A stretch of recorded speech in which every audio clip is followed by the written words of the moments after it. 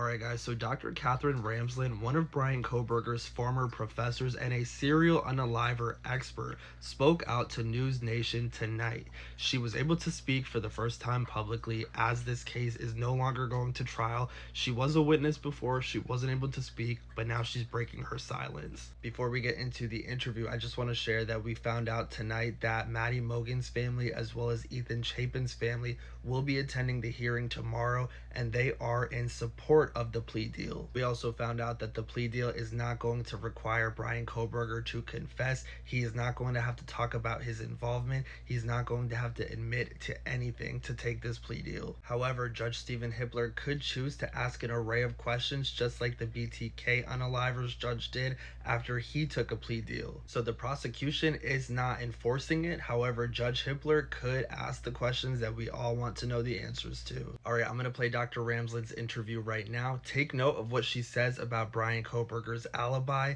and how him refusing to give one right away was a huge red flag to her. And when he did give an alibi, that's when she knew that he committed these crimes. I want to start with how did you first meet Bryan Kohberger? What classes of yours was he in?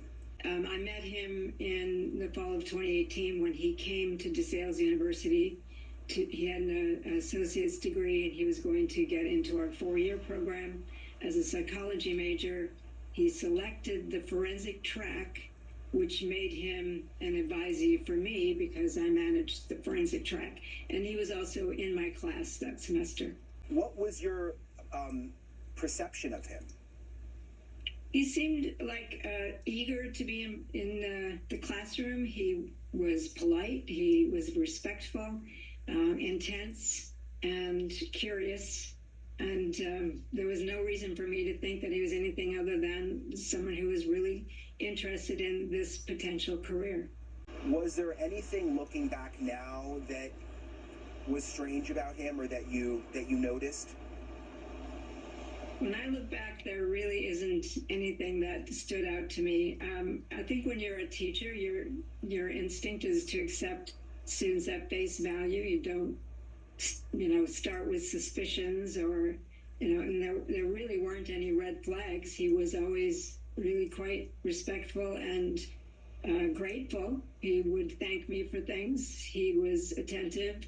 He would do the work. I didn't have any concerns. I think it was 4 classes that you taught him in. What were those classes? There were 3 undergraduate courses in the forensic track that I taught, and he was in all of them. One was Introduction to Forensic Psychology. Another was my death investigation class, which was called Psychological Sleuthing. And the third one was called Dangerous Minds, the Psychology of Antisocial Behavior. And then he got into the graduate program in criminal justice for a master's degree. And he took a course with me called Behavioral Criminology. Is there anything, Dr. Ramsland, when you look back and you think about the curriculum of those classes, and not getting into his specific experience, but when you think about what you taught in those classes that you think, oh my gosh, he may have used that in what he's now accused of doing here in Idaho? Well, the antisocial behavior course involves serial killers and mass murderers, and we do a lot of case analysis. I use two books that I wrote. One was written with the BTK killer, whom you just mentioned, and his decision process and the crimes and how he thought about them and felt about them and what was it like for him, to be caught. So that's a very intense book. And also I have one called The Mind of a Murderer, which was about various behavioral experts over the past century who interviewed killers, mass murderers, and serial killers to get as close as possible, spending a lot of time with them to get as close as possible to their process of becoming a criminal. And so he would have been exposed to that. I think now looking back, I would look at maybe some of the things that interested him as being, something that gives me pause. But we always have to think about we all know, everyone in this field, forensic psychology and criminology, know that we could have students who might become offenders. But we also know that the vast majority of our students will not, and will instead go into a field like law enforcement, FBI, Secret Service, that make the world better, that protect us. So we know that there's always a risk that we're attracting somebody who wants to do something terrible. Hoping we won't ever have that, but in my case, I did. Can you say, Dr. Ramsland, what it was looking back now that sort of raises your eyebrows specifically in terms of things in the class? I think just the idea of wanting to study offenders and what their thought process was, how they felt about their crimes, wanting to study that, and then finding out that this is a person who then is now saying he's guilty of doing these things. I have to look at the framework of what I taught and wonder, did I inspire him?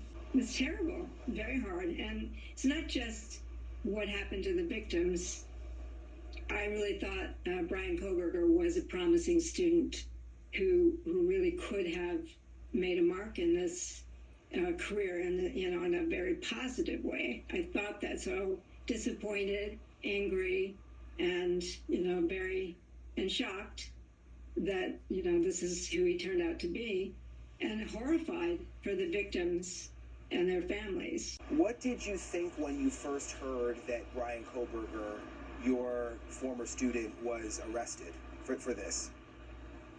I was completely floored. I didn't believe it.